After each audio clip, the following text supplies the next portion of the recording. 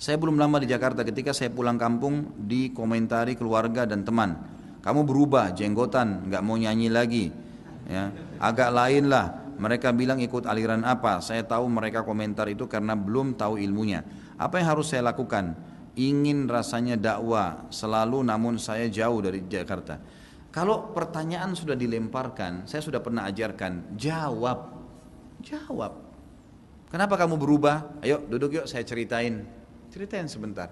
Begini loh ceritanya. Cerita histori. Cerita saja, saya waktu itu di Jakarta, saya begini, saya juga seperti kalian dulu, saya nyanyi-nyanyi, saya begini. Satu waktu saya masuk masjid, saya dengar ceramah, ustadznya menjelaskan, yang kita tahu saja, tawakal Allah, serahkan, gitu kan. Saya kadang-kadang subhanallah, dan saya tanya kepada teman-teman dai-dai hampir sama jawabannya. Kadang-kadang kami kalau lagi ceramah, ngalir sendiri, Allah SWT kasih begitu. Kita tugasnya menyampaikan, selebihnya Allah SWT yang berikan taufik, gitu kan. Jadi kita ceritakan, siapa tahu dengan itu mereka sadar. Subhanallah, saya punya pengalaman kemarin, saya diundang di daerah Palu dan tidak salah daerah Nunu katanya di situ. Saya tidak ngerti daerah ini siapa, daerah ini kenapa gitu kan. Ternyata di sana daerah yang terkenal suka berantem. Daerah itu terkenal di satu kecamatan suka berantem, bahkan kalau berantem itu perempuannya juga ikut-ikutan gitu kan. Saya diundang sama teman-teman dari situ gitu. Dipasang spanduk saya, teman-teman yang sudah biasa ikut pengajian di Palu memang mau undang saya sudah lama gitu. Kemudian dia bilang, Ustaz tahu waktu Ustaz diundang itu kami kaget karena orang dari wilayah itu yang ngundang, ini tiap hari perang-perang, bakar rumahnya orang, bunuh orang. Ini kok bisa ada undangan ke Ustaz Khalid di sini nih gitu. Lalu kami datang, tanya mana ketua panitianya Pak? Panitianya lagi pakai celana pendek sambil merokok gitu. Saya ketua panitianya. Anda yang undang Ustaz Khalid? Dia bilang iya. Jangan lihat penampilan saya baru sadar 3 bulan lalu, dia bilang.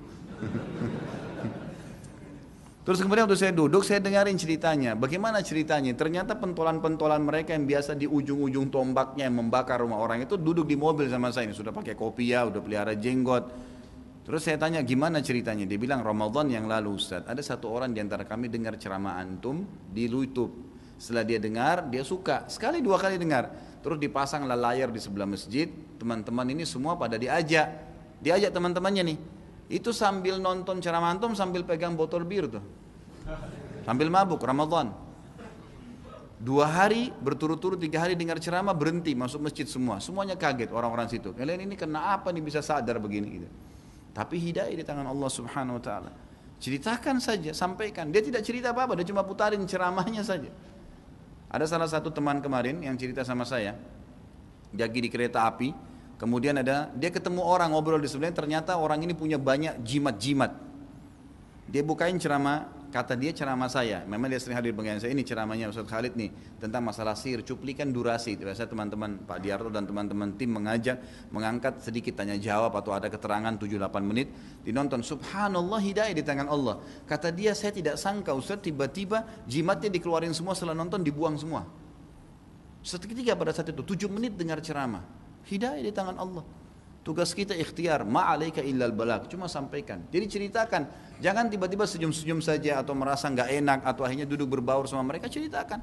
Mungkin subhanallah akhirnya malamnya kita diajak duduk ngobrol lebih jauh, diskusi, kita lebih banyak bisa cerita. Tugas kita menyampaikan